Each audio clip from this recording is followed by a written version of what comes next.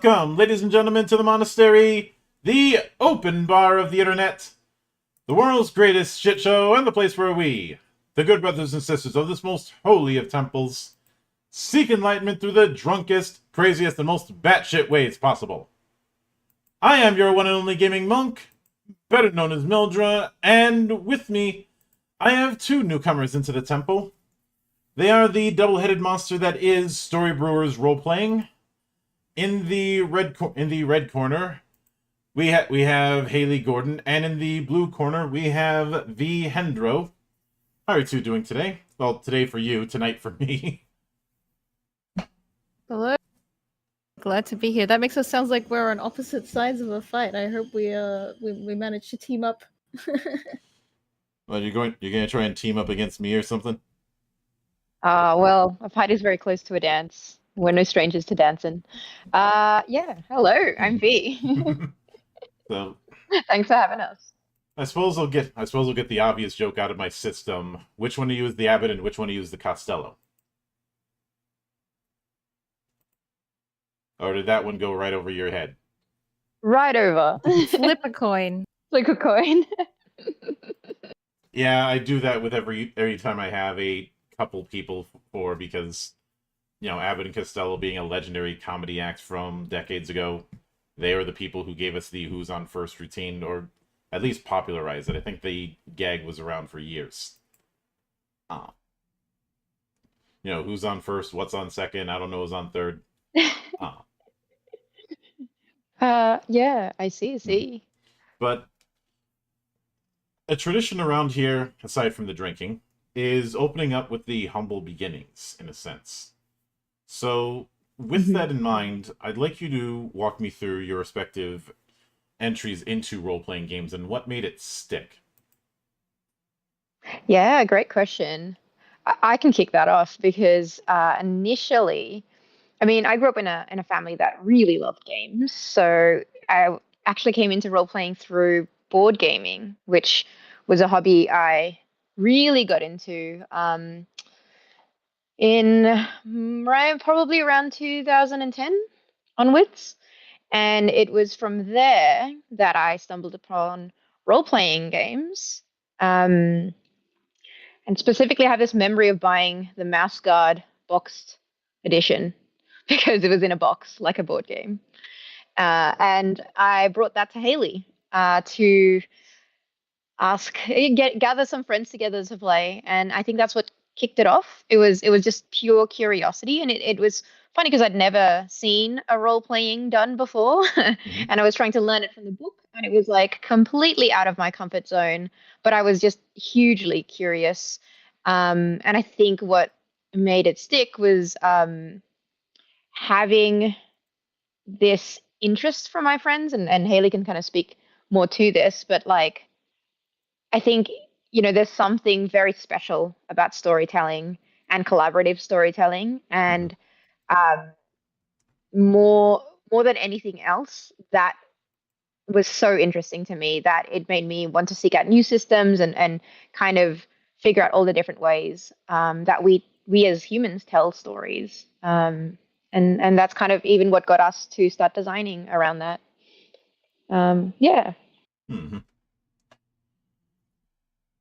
Yeah, V and I really started with our interest in role-playing games together, and at the same time, and I think we've been on that journey together the whole way since the very beginning. So, yeah, we design almost all our games together, and we have the pleasure of working together to keep the spark alive.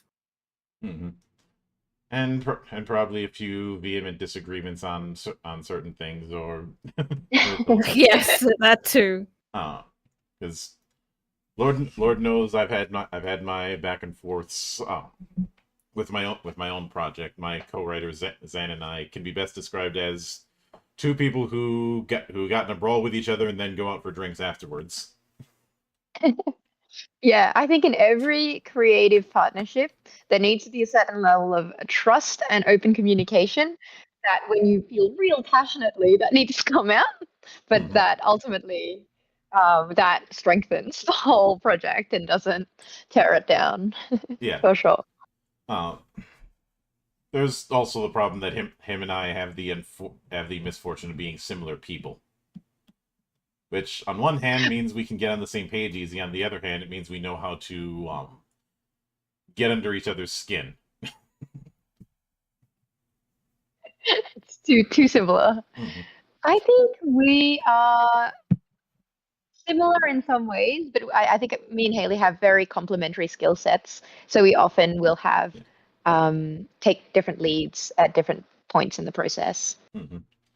Now, when it comes to the, I suppose one of the next things to ask would be, where would you say the line jumped between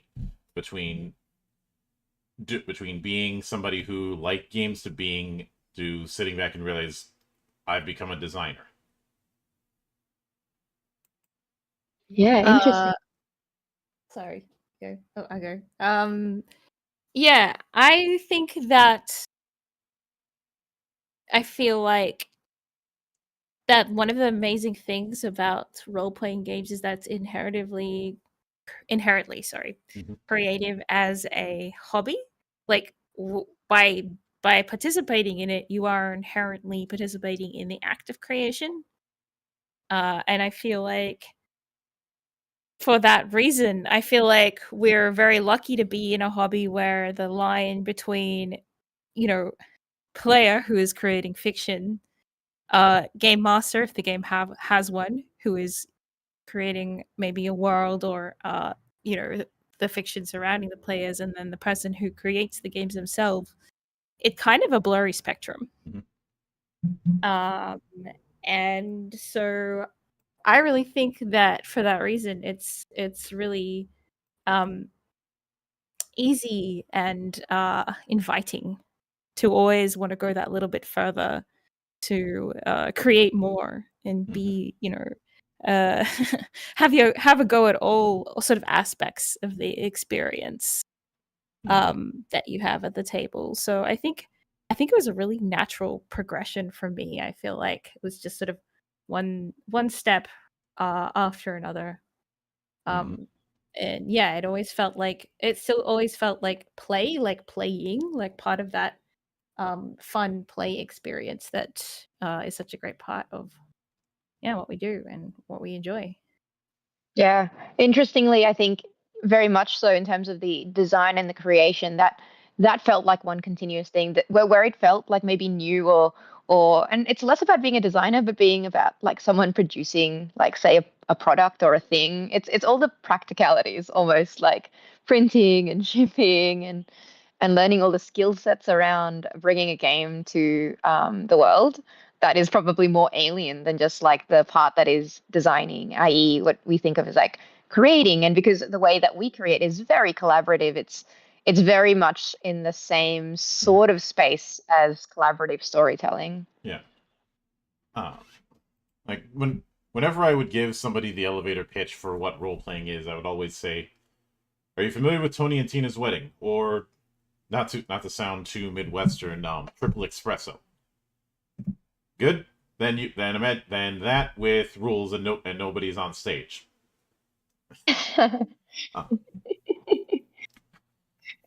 Yeah, it is a hard thing to explain to someone if they've never sort of seen it unfold in front of them, for sure. It's But a lot of people are familiar with things like Tony and Tina's Wedding, or with things like How to Host a Murder, or I suppose a more recent example would be Werewolf, which are both social deduction kind of games where you have a certain character. And Tony and Tina's Wedding, if you're not familiar, is a play that is always going to be different each time you go to it because the audience is getting involved with it. It's one of those plays where they get audience members to participate in a certain sense and get dragged along with the shenanigans along the way. So it makes a good elevator pitch. Yeah. I know something interactive about it. Yeah. I know a lot of people will do I'd like to get into role-playing games, but I'm not good at math. And I've always had to say, you don't need to. There's games that use very little or any. And in some cases, I just Do you know PEMDAS? You're good. We always hear people say, actually, I'd like to get into role-playing games, but I don't think I'm very creative. And I always question that. I think everyone is creative in the right way, in the right context. And when people say that, I think a lot of times what they mean is they haven't had the opportunity to be creative rather than that they're not capable of it. Mm-hmm. I could certainly see it. And when it comes to that whole thing, I've seen people say that, and then on the other hand, when they are given the right bit of prodding, they end up giving me a lot more than they thought they would. Exactly, yeah. So sometimes creativity, much like madness, bit of a correlation there, is like gravity. All you really need is a little push. Absolutely. Yeah, because we as human beings are inherently storytelling type creatures.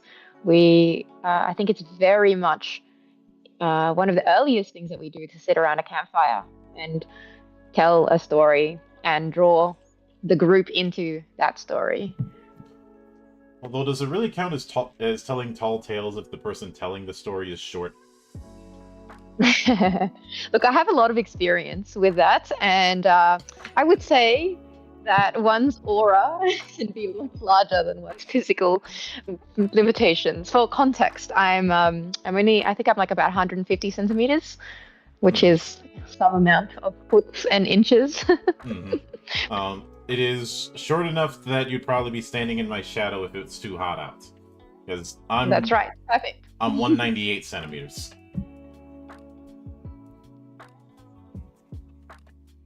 So yeah, it is. I think that telling stories is definitely quite. It just give people the opportunity. Yeah. The platform, the safety, the group, the attentiveness that others want to hear that story, and something will come out. Yeah. Now,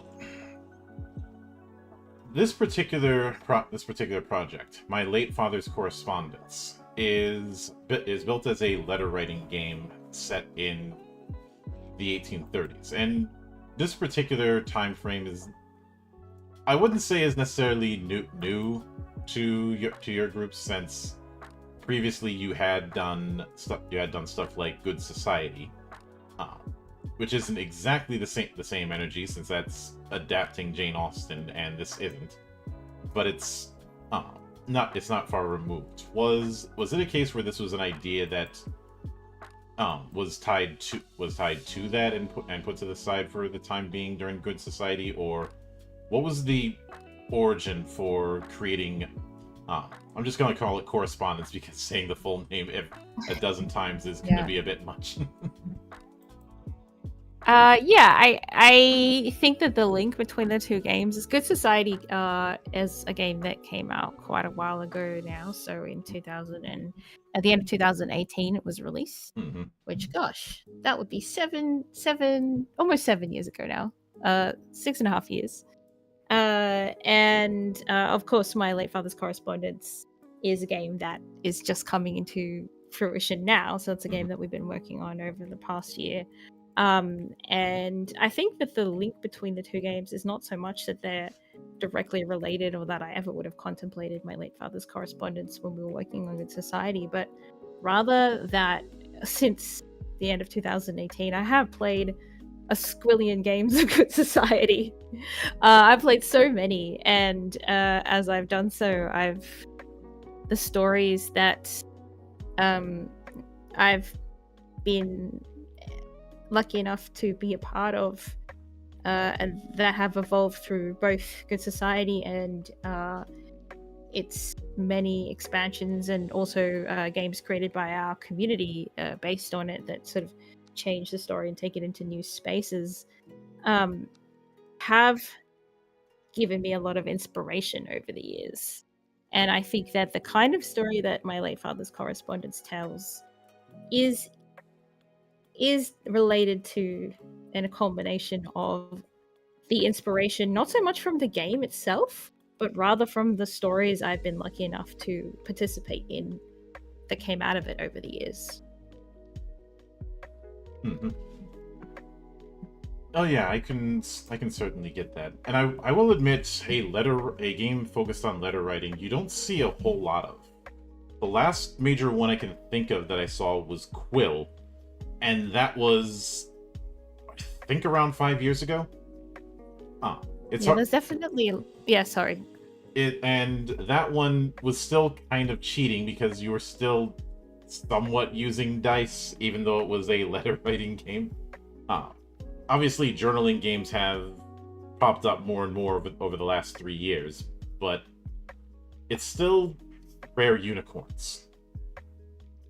Yeah, I think there's a number of them in the more indie space. Like if you go onto itch.io, there's like a whole letter writing game category, which has like 80 different games you can play. So I definitely think it is sort of emerging, and I think people really enjoy writing letters. And that's something that has, become apparent to me, that there's something about writing a letter that is both a individual solo activity, but also an activity that connects us to something that's outside what we ourselves are doing, whether it's a broader story or another person who's going to receive the letter, or whatever it is in the particular game. And it's definitely one of those mediums that, like, in the modern world, we're used to chats or messages or even emails, if they're short ones, where we're replying constantly back and forth quite quickly. And letter writing kind of gives you this time and space to write a lot more uninterrupted, right? And yet it's so intimate because it's still in person, and you have so much time to contemplate how they might receive it, how you want to best express things. Yeah, it's like journaling plus, because it's like journaling in the contemplative, more pace element of it, but it is more than that in that it evokes and is necessarily contextual to a relationship, whether that is a fictional relationship between characters or a real life relationship between players. Mm-hmm. Which, just out of curiosity, and you don't have to answer this directly if you don't want to, since this is going into the past, but did either of you ever have or were involved in a pen pal program at a young age? Surprisingly not. I don't think I've ever been a part of one. Hayley, did you? I was part of one from my language class, but I'm pretty sure we didn't really. I wouldn't say that I wrote letters that were heartfelt all long. I'm pretty sure they were 4 sentences, and they said, "I like chocolate and the color blue," because that's probably all I could say in said language at the time. But I think in our school there was a little bit of a tradition that if you went on holidays or one of your friends went on holidays, you'd write them a plain letter. So a piece of like a usually quite long letter that they'd read on whatever flight they were going on. So it was, I remember doing those. Those were pretty fun, and people would get really creative with them and make like crossword puzzles and all sorts of things. So you'd have this little letter to open up on the plane. Yeah, pretty. Yeah. And I've done my fair share of letter writing in one form or another. And it ended up challenging myself once a long time ago to write with quill and pen, which they make that stuff look easy. All that ink gets everywhere. Oh yeah. I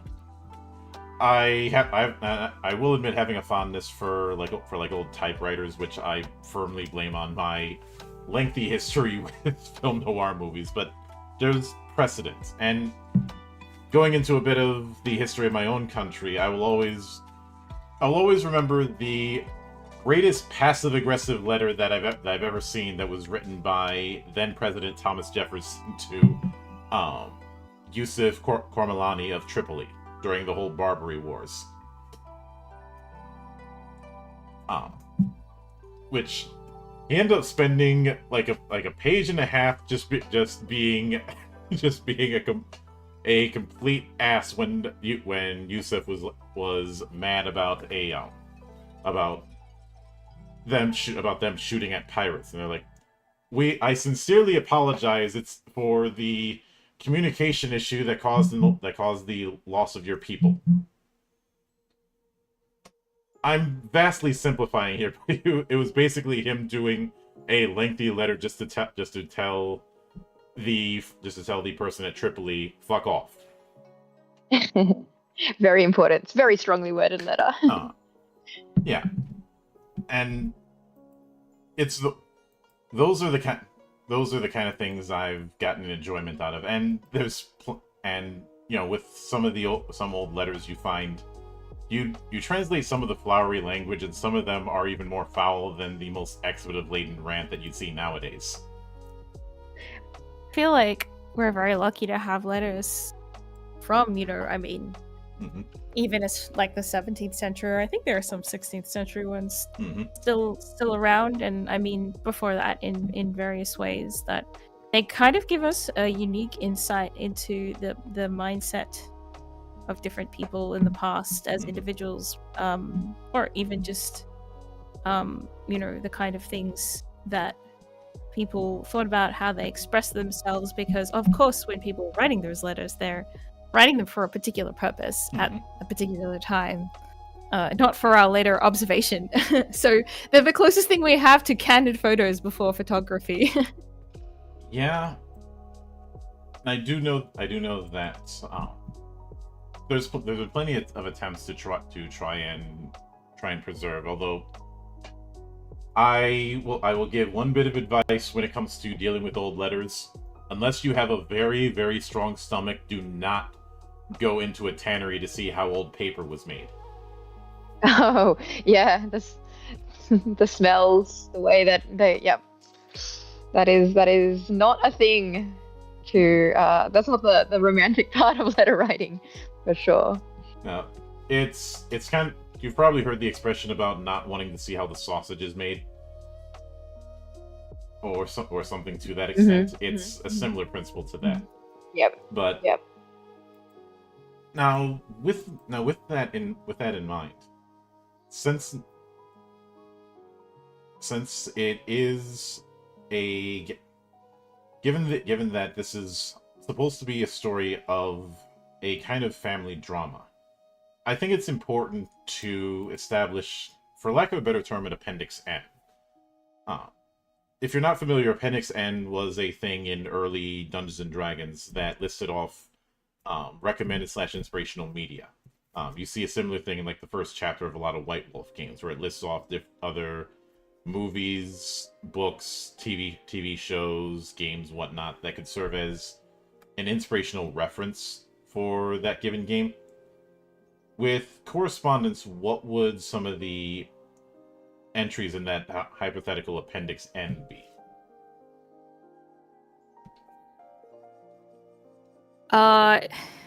Definitely a lot of 19th century literature. In particular, I think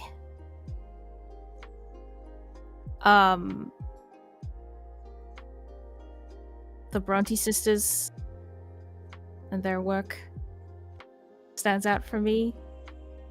And also I feel like Northanger Abbey by Jane Austen. Definitely channeling some elements of that.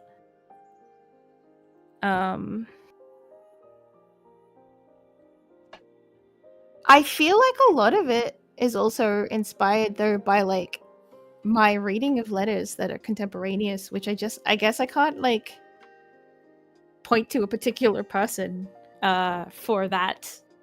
But I read a lot of letters between about 1810 and 1850. And I always find a lot of inspiration from the weirdness of history and the little details about everyday lives and the things that were important to people at the time. Like I live for the detail. I live for the juicy everyday gossip or little recounts of what people did at various points in time in their day, or like lists, document lists, actual documents. I read through a lot of actual documents. I really soaked up as much as I could from the period, and I think more than anything else, it's probably the biggest inspiration. Yeah. And just out of curiosity to follow up on that, one of the big things that I talk about a lot in both my reviews and interviews is the importance of guidance. And when you're dealing with writing in the style of a 19th century letter, within the correspondence book, do you have a bit of a language guide for that? Not a full-on language guide. We're not dealing with full-on linguistics, but just a few tips or recurring words to consider. Really? And I think the reason for that is that even though the game is inspired by history, it's not attempting... Let me phrase that a different way. The enjoyment that I hope that people have when they're playing the game is more in self-expression than emulation. I feel that if people, are enjoying, I suppose, the details, the historical details that are in the game and the contemporaneous language and things like that, it is something that they can certainly factor into their own letters if they would like. But at the same time, if people are simply vibing, I think that that's absolutely a great way to play. Even if you were to reply to every letter in the game in modern slang or internet speak, which I don't think somebody would do, I think that if that's the way you choose to express the journey that you take through the game, then that's totally fine. And I feel like sometimes it's good to have historical resources available, and the ones we have with the game are a video series which sort of focus on the way that the history in the game brings out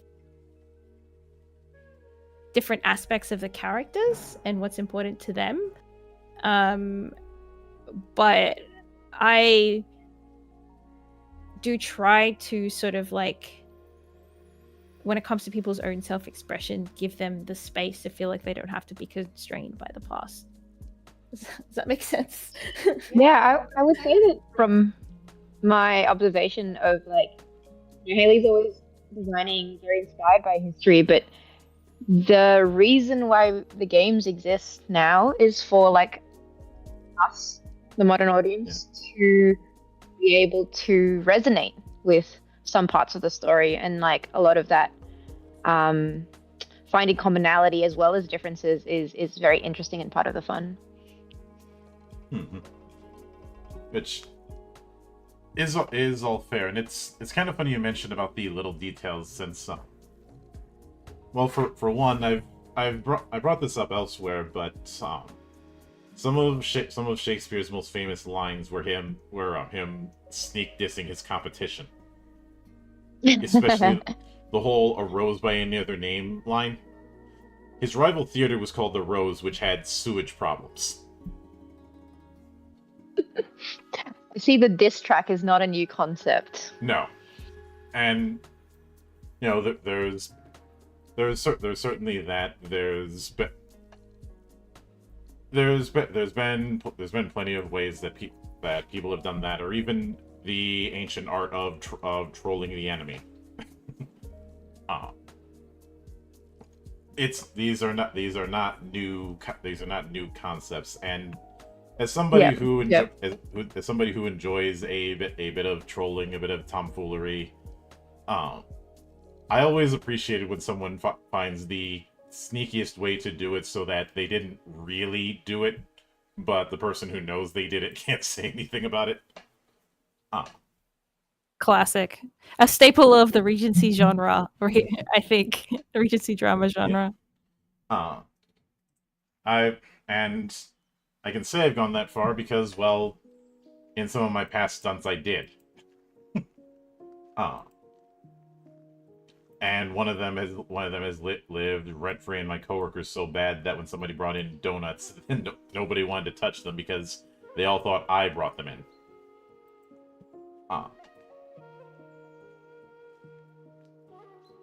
Because April Fool's Day is my day to get creative.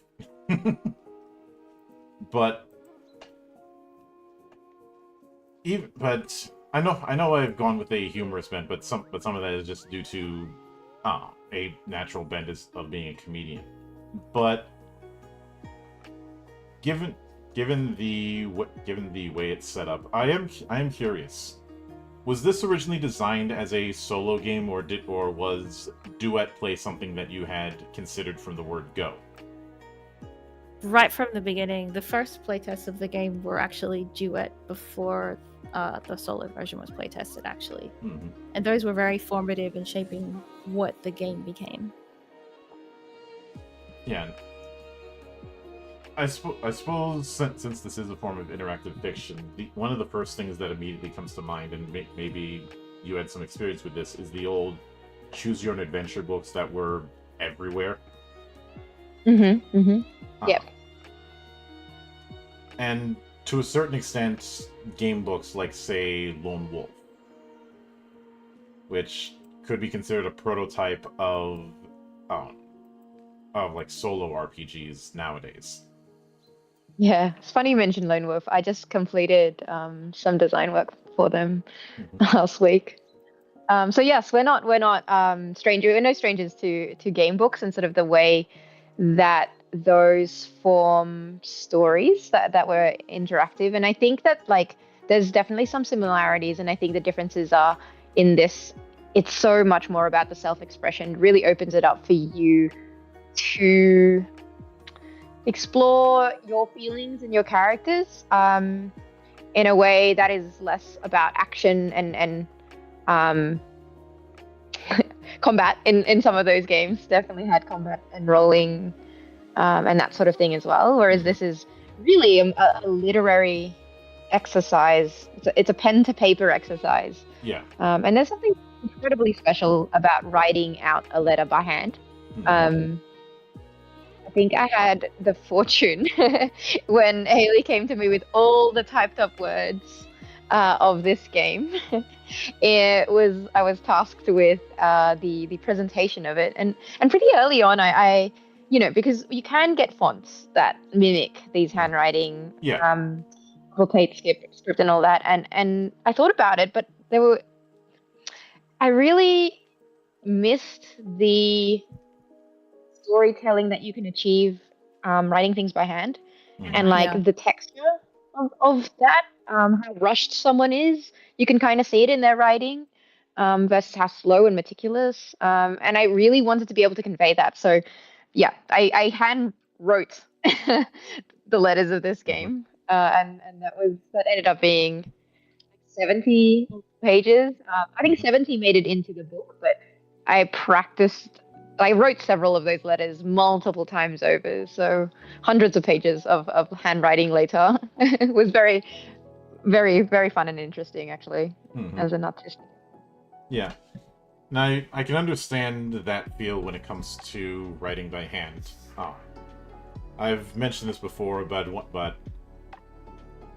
one of my more infamous moments was handwriting a report back when I was in college. But the teacher in question had the misfortune of setting the due date for April 1st. Oh dear. So I ended up writing the whole thing by hand. This was 20 pages, double-sided. The whole thing was mirror written. Wow. That is a lot of effort on your part also. Yes. And I got called out in front of everybody asking why I did it, and I just said, "Why'd you set April 1st for the due date with me around?" That gives me some ideas, though, that we could put in some ciphers and some mirror writing at some point. That'd be fun. Since because of the way manuscripts were distributed hundreds of years ago, ciphers and the like were commonplace, and I've always had a fascination with secret codes. You know, whether it be Morse code, whether it be writing in ciphers, whether it be putting hidden messages in writing, like a hidden message in like the first letter in each line. I think I challenged myself to write a letter where there was a hidden message in each prime letter. That was not easy. Yep. Or just a simple one of the whole thing has to be written in rhyme, but it's not a poem. It just so happens to rhyme at the end of those lines. Yeah. Yeah, those are a multitude of ways that this kind of thing can be approached. And I will admit, when it comes to it being a story of a family tragedy, for whatever reason, one of the first stories that came to mind, and maybe I wasn't alone in this, is The Fall of the House of Usher. I haven't actually watched that. Was it any other medium before it was a TV series? Is it a book? I believe it was a story first, and that it wasn't. Right, I'm not familiar with it as a TV series. I'm more familiar with it as a movie, specifically the version that was done starring Vincent Price. You know, a few years before Vincent Price was in a whole generation's worth of nightmares as Dracula. Yeah, it was an Edgar Allan Poe short story originally. And just the descent into a kind of madness all over one visit. It's there a few tweaks to, I'm pretty sure a few tweaks to some classic stories, and you could have something not removed from Gothic horror. Yeah, bit of a different space to this game. I think what I've said about my late father's Correspondence is that it is a game that is contemplative and at times quietly tragic, and the tragedy doesn't come from like death and destruction. I mean, there is a death, of course, that's the title gives that away, but it comes from it comes partly from grief and partly from the way in which the player as the central character might view and address their character's place in the world and the situation they have ended up in as a result of the decisions that various members of their family have made. Now, in the preview text that was on the Kickstarter page, you had the image of the handwritten version of the letter in that, as well as a plain text. Is that going to be the way it works throughout the book?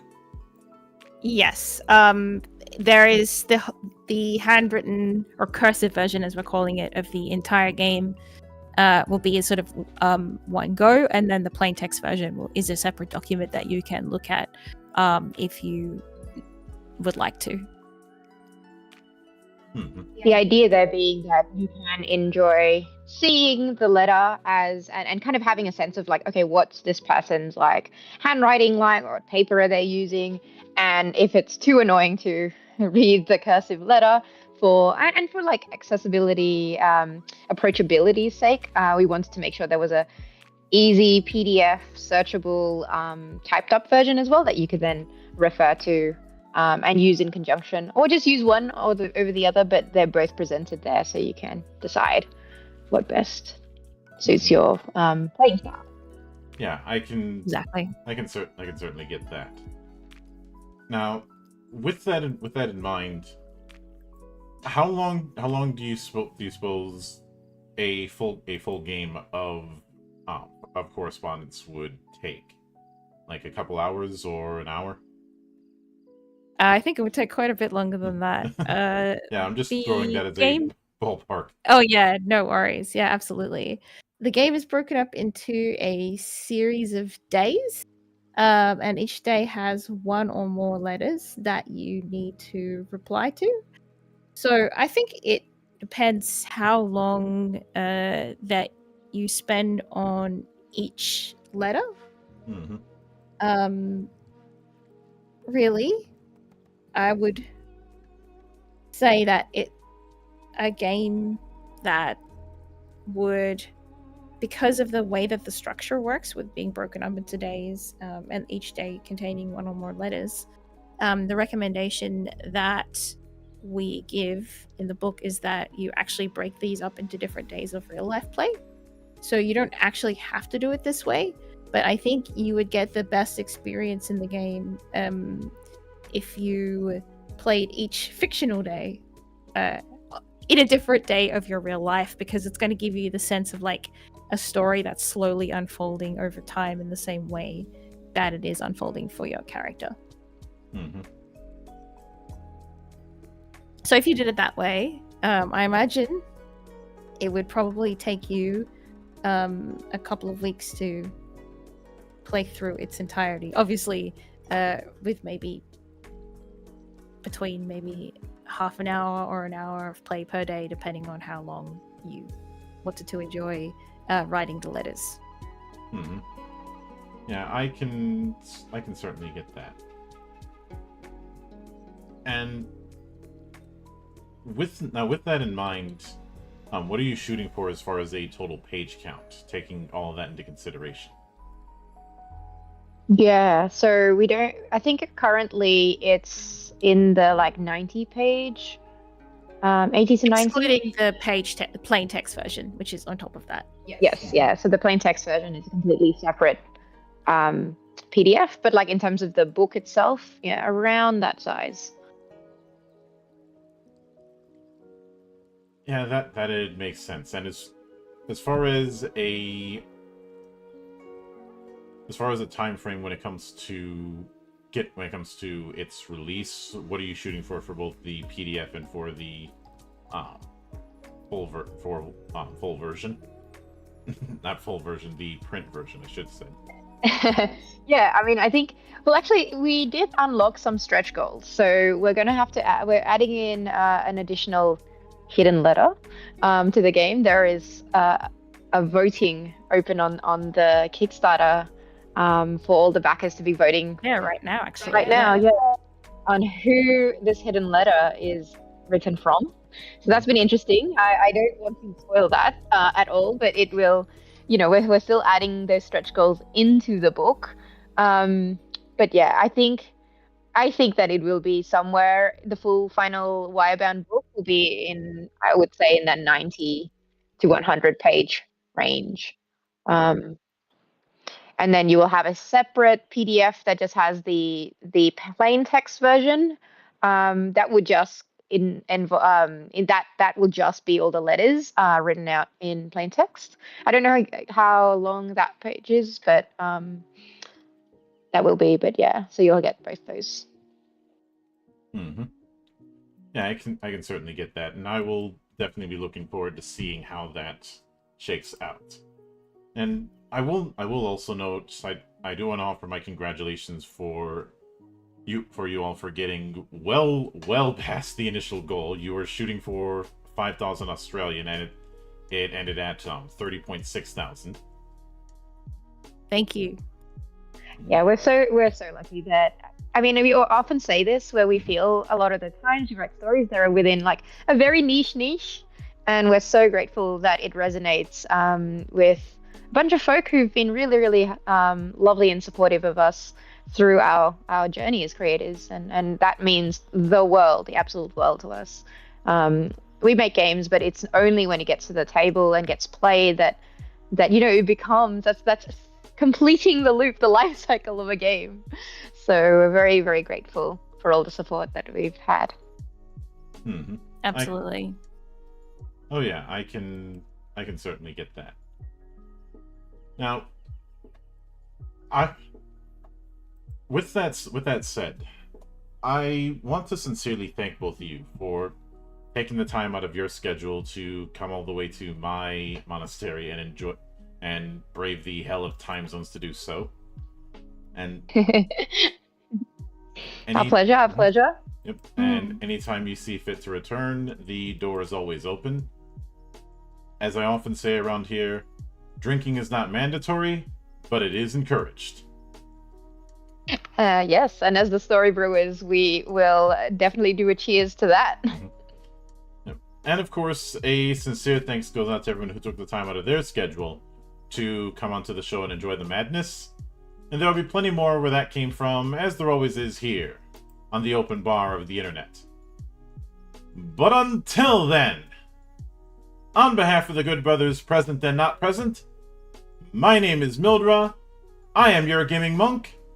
Stay fucking frosty, everybody!